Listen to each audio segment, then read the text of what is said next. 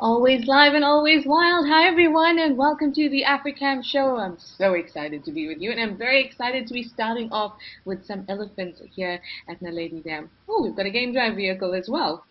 Everyone enjoying these elephants. I think the animal that I miss the most when I come home from going out into the bush, probably elephants. And you know how hard it is for me to choose a favorite animal, and I still won't say they are my favorite, but I really, really miss being in the presence of elephants. It's just something so special. Anyway, if this is the first time you're joining us, welcome. This is half an hour that you get to spend watching the cams with me. Yay! I've been hoping that we would see a giraffe. Earlier it went behind a bush. Hopefully it won't go behind a bush this time. But as I was saying, you get to ask whatever questions you like. You can send through your questions and your comments because we are live and interactive. And you can tell me anything you like, or you can ask me anything that you like. It's a great time for you to bring up those thoughts that you might have had when you're in your own time watching the cams and you wonder, well, why does this animal do this or that? Or why does it have this or that? Whatever you like, send it through. We've already got some highs and all of that coming through. We've got Amber Code that says, Happy Tuesday to all here. You're ready for another great time on the cams. Thanks to our hosts. Yes, there's Kirst and Max in the background, making sure all of this runs smoothly, and it's me, Trishala. Zygote, you're saying hello to me. Hello, Zygote. Dear NC, you say hello from Seattle. You're ready to learn with your coffee. Trainer Matt 51, you say good morning from Salisbury, North Carolina, USA. Good morning. I love that you sent an exclamation mark as well, just letting us know how excited you are. Karu, you say hi as well. Rolling Trouble, you say hello from Washington with a coffee and water here. Good combination, Rolling Trouble. I roll similarly. See what I did there? Aussie Jan 2, you say good afternoon. Coffee break as well. Jirel, you say good day to Trishala. Another surprise Tuesday. Hello from Toronto. And yes, you've got your cup of Java and smiling at all the morning cams. I think it's so fantastic that, and also such good fortune, that when we do these shows, this Tuesday show, the Africam show, we really get to show you some wonderful things. Elephants to start off there at Naledi, and now we've got this giraffe. Busy chomping.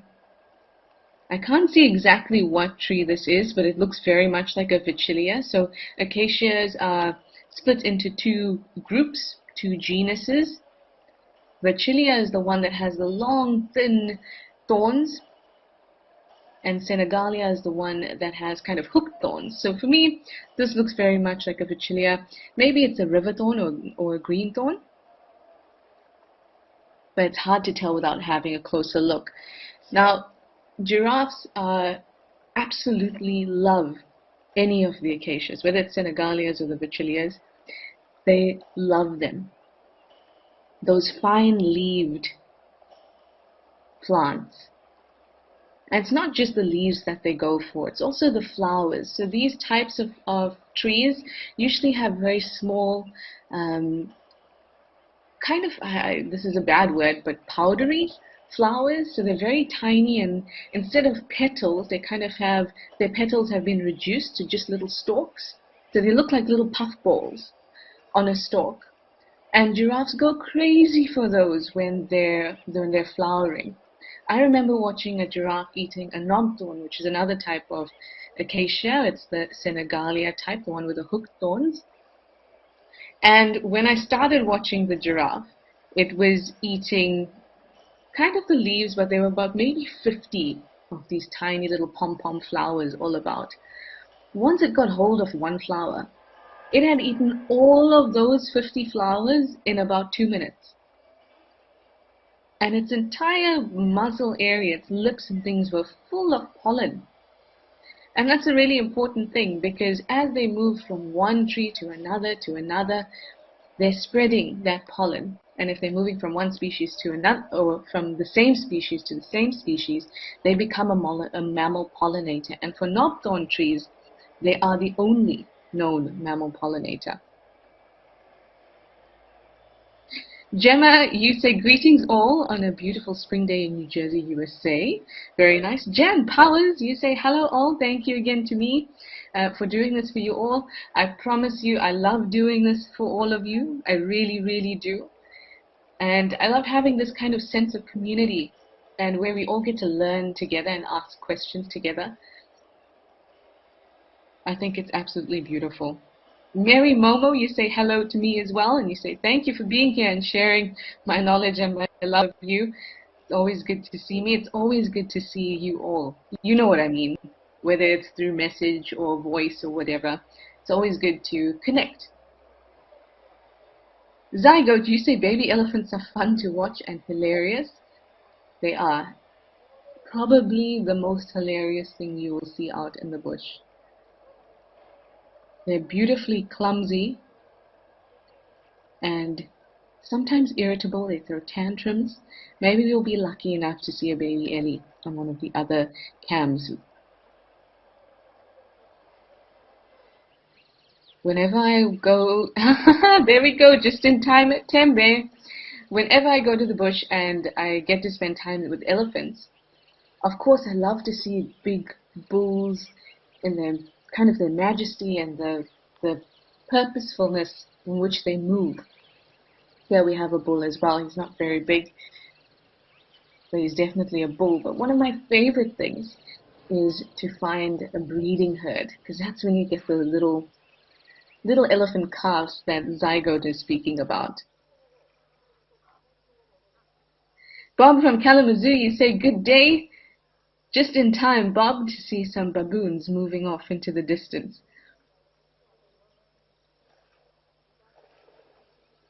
This is at Tau. You can always tell Tau because of the color of the soil. So white and mineral rich. I don't know if it's just me and my biases, but whenever I see baboons moving, particularly when they're running like this, I always think, what mischief have they gotten up to? You can actually see the soles of this baboon's feet covered with that white sand. Now I just imagine it climbing up a tree and leaving this trail. Maybe if we follow it, or if we could follow it on foot, we'd be able to see the trail of mischief as it moves along.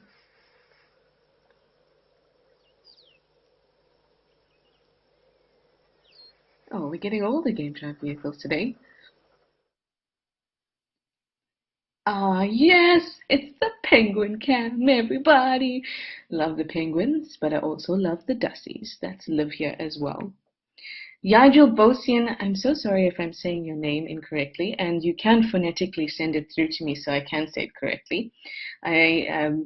People often say my name incorrectly as well. It's always nice to know how to say someone's name correctly.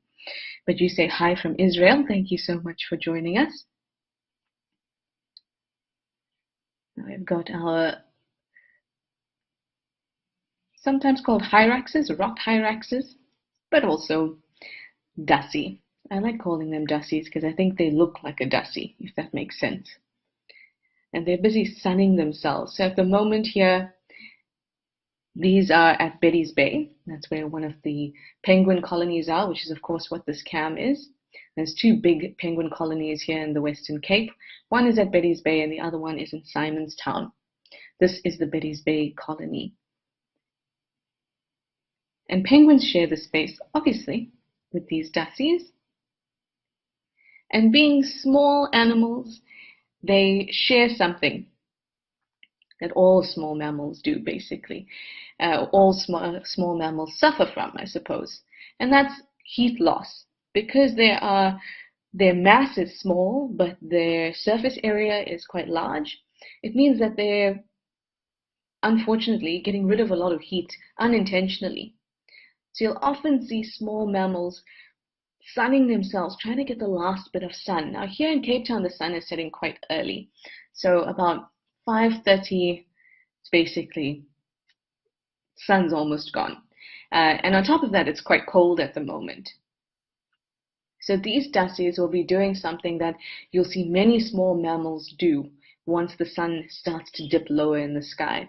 And that's positioning themselves on the side of the rock or the termite mound or the tree, whatever it is, where they can catch the last bit of those sun's rays, the last bit of heat before they turn in. And can you see, especially the one on the right there who's facing us, it's positioning itself laterally, so putting the largest part of its body facing the sun. It's a great way to collect sun energy, collect warmth. In fact, this dusty looks a lot like me around a campfire. So first I do the side, then I turn a little bit and get my back end, and then turn around so I can get all bits of myself heated up.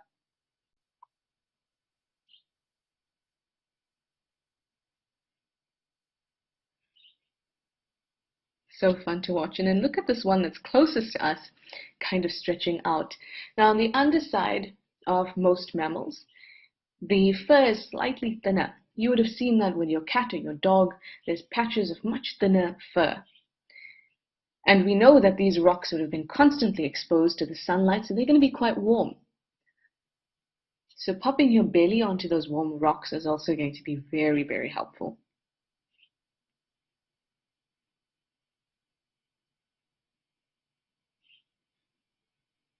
We have a good afternoon from Ireland, but no name. Send us your name.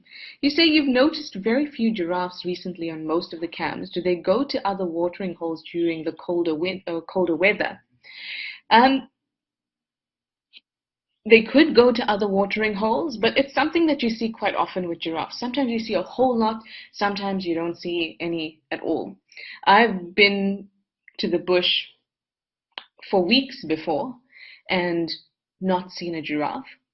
The last time I went for 4 weeks and I only saw 2 separate individuals.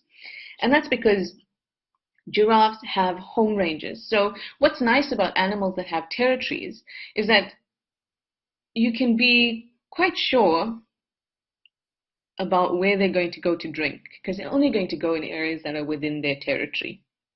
And so you can predict their behavior, and you know that they're not going to go outside of the territory unless there's some kind of change in the dynamics of that species in the area. Now with giraffes, they don't have a territory, so they're free to roam, and their home ranges are massive. So if they have this waterhole here, and they're having a drink at that particular waterhole, and then they follow the grazing or the foraging, because that's always what animals are following. They're following resources. And at the moment, the water is very abundant. So that's not the limiting resource. The limiting resource would either be access to mates or good browsing and grazing. And if one of those one of those are a little bit lacking in an area, they're going to just keep on moving. There's nothing keeping them at the waterhole. And also with all of the rain that we've had, not here in the Western Cape, which is where we're looking at these dusties, but in other parts of South Africa, particularly in the Lowveld, which is kind of the northeast of the country, there we've had a lot of rain. And what that means is that the animals don't need to specifically come to the big waterhole. They can kind of drink wherever they want to. So I know that your question kind of spoke about colder weather, but in South Africa, in fact, in most of sub-Saharan Africa, it's not really the temperature that affects animals' behavior. It's more about the availability of water. So we often refer to the wet season or the dry season as opposed to summer and winter when we're talking about the bush. And in summer, where the majority of the areas in sub-Saharan Africa have rainfall, that's when the predictability of those animals with those large home ranges like giraffes, that's when it becomes a little bit unpredictable, because they can kind of drink anywhere they want. Because of this rain, northeast in South Africa, that still means that there's a lot of water available everywhere else. So they don't really need to stop at a particular waterhole. Sorry, that was long-winded, but it was actually an excellent question because it brought in quite a bit of the bush, knowing about the bush and how those things work together. Carol Ann, you say hi. Hi from the USA. Hello, Carol Ann. You'd like to know what part of Africa is this? So this particular cam is in South Africa, particularly in the Western Cape province. And then if you want to go even further in, it's at Betty's Bay. So in the little town of Betty's Bay, there's a point called Stony Point, and that's where this penguin colony lives and where these dassies are living at the moment.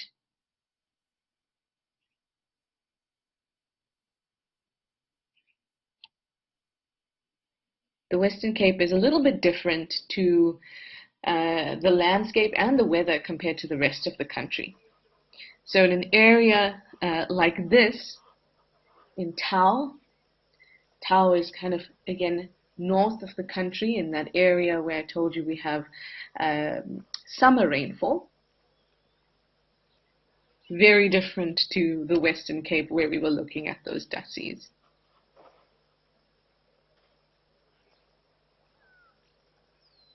This elephant looks a little cautious, a little tentative. Maybe he senses something that he doesn't like. A lot of the time, elephants kind of do a round of the dam or the pan before they decide which spot it is they want to drink from. And if it's a pumped area, then they usually always go for the pump or the pipe. There we go.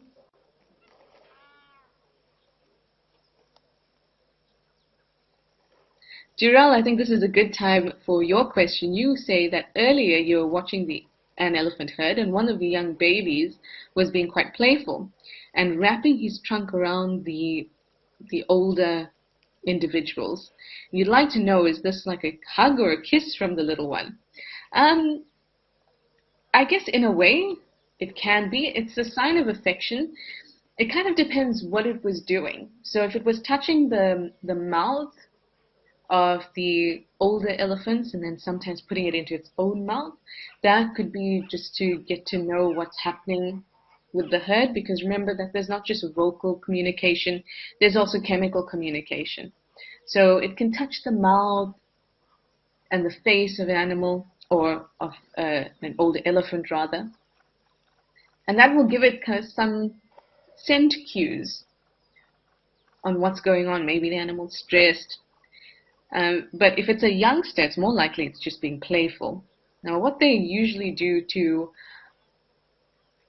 similarly aged animals in the herd is they'll take their trunk and put it on top, like put it on the head of the other youngster. Well, obviously it can do that because they're similar height. And that's usually like an invitation to come and play. Maybe a little bit bullying in a way, because kind of saying, hey, come play with me, I'm touching you. And they put their trunk, they drape it kind of on the head of its playmate. And it's an invitation. It's also nice to see because it means that an elephant is quite relaxed. If the youngsters are feeling like they want to play and they want to involve other youngsters in their play. But if this youngster was doing it to the older animals, then obviously it can't kind of reach the head. So maybe it was just trying to do a similar thing, saying, hey, let's play, but it couldn't reach the head, so it ended up looking like a hug. But anytime elephants are gently touching each other, it's essentially the same thing. Either they're giving affection, or they're trying to know a little bit more about that individual from a chemical perspective, like a smell perspective.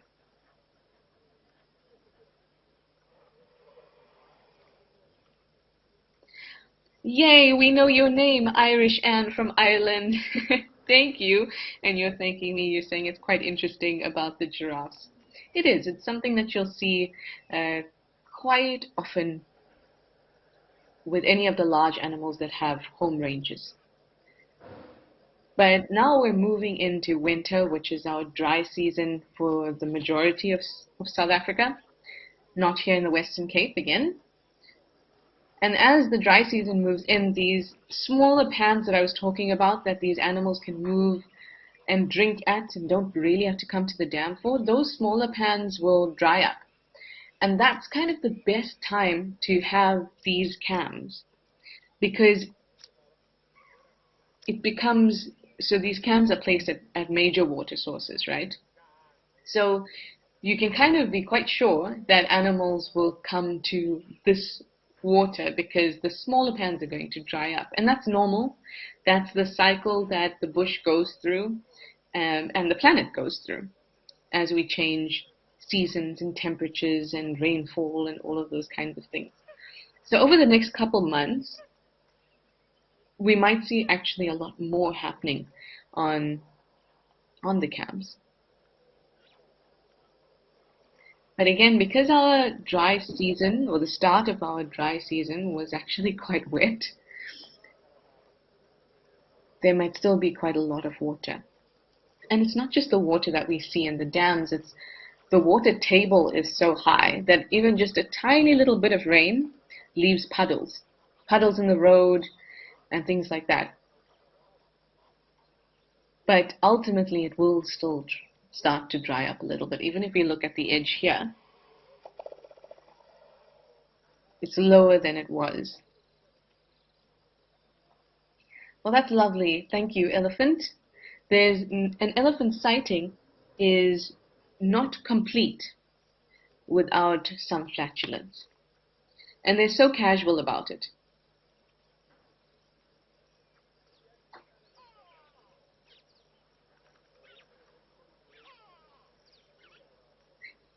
Now he's being very, very still.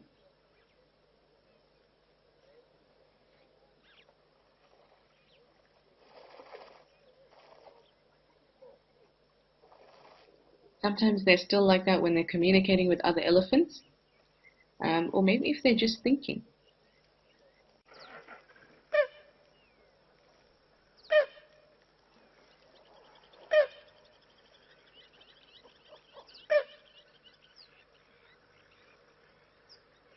Zygo just said he's thinking about what he should have for dinner.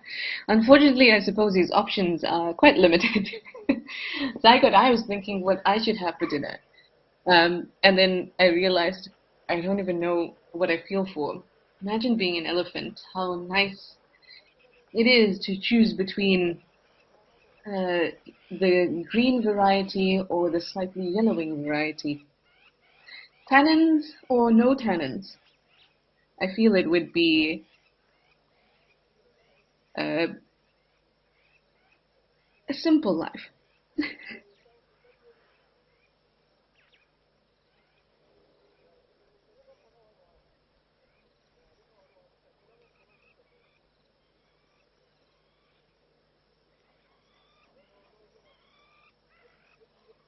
If you can hear carefully, there's also some people that you can hear in the background. Now, it's unlikely that he's listening to them because if he was listening to the people, he'd simply be using his ears. Actually, that's a bad explanation. He wouldn't have to stand still because it's very audible to him. But standing still helps him to pick up. Oh, who do we have there? Swimming to. Oh no, it's just looks like a little grebe. So the inaudible to us, that is, those infrasonic frequency of sound that elephants can pick up, that's usually when they have to stand very still so that they can actually receive those vibrations in a way that allows them to collect as much as possible.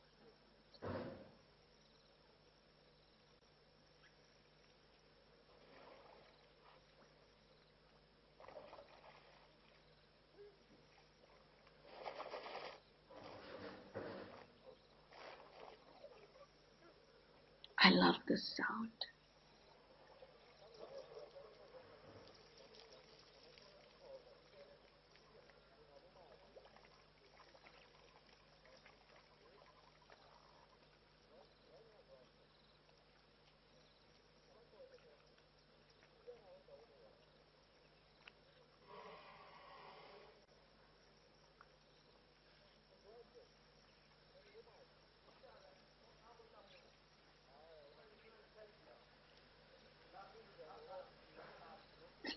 Just when I was hoping that you'd be able to hear more of the sounds, we can just hear more humans.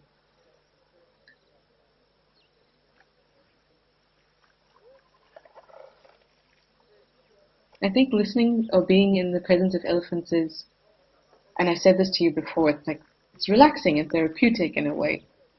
But especially at a waterhole, because it's all your senses kind of get engaged. You can smell the elephant, you can see it.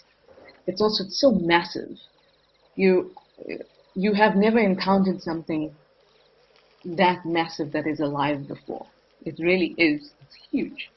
And on top of that, you can hear all the sounds, whether it's the flatulence or the moving of the ears and it hitting their bodies, or the falling of the water as they pour it from their trunks into their mouths.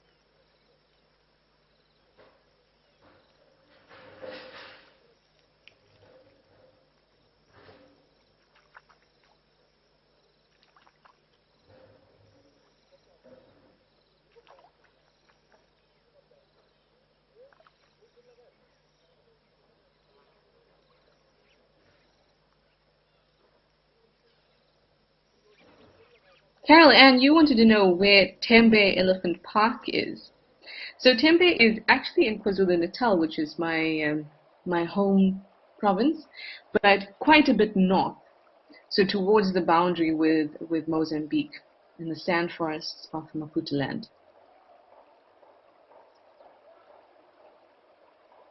Now we have some cuties. Oh goodness. Elephants. Oh gosh.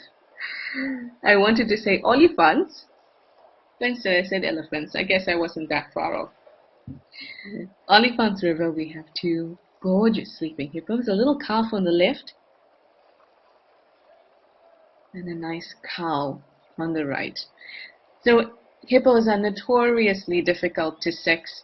It is very, very difficult. For one, the majority of their bodies are always submerged, so you can't see size differences. And even if you could see size differences, how does that make sense to you? You know, can we see 2 tons versus 1 ton with our eyes? Sometimes it's quite difficult. And unless you have a kind of frame of reference, it's meaningless. And with hippos, there is little to no sexual dimorphism. Oh, hello, Chonka. Goodness, I love them so much because of all those rolls and the roundness. It looks so cute, but I'd obviously never say that to their face because I am a respectful guide.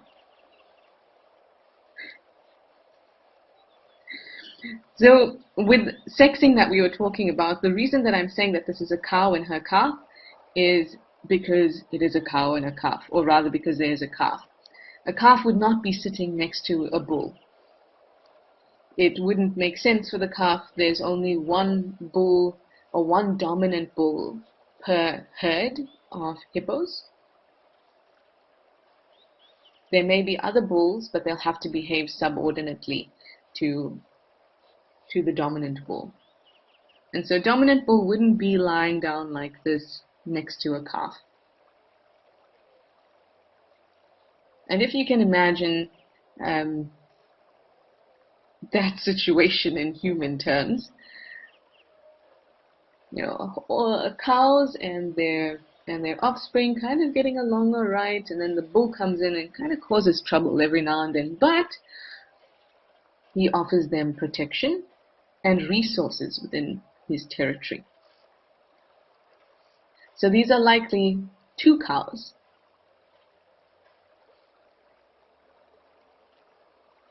And because their skin is really sensitive, they spend the majority of their time in water. But when it's overcast or the sun is very soft, like it is in winter, then you can see them out and about like this a lot more. Which is lovely because then we actually get to see their bodies and not just the tops of their heads. Really appreciate the full bloatedness that is a hippo. Carol Ann, you say hippos just so cute. They are so cute, aren't they? And then Jarell, you say thank you. You've learned so much. and you've got a bigger smile now, well, that is my cue to leave you.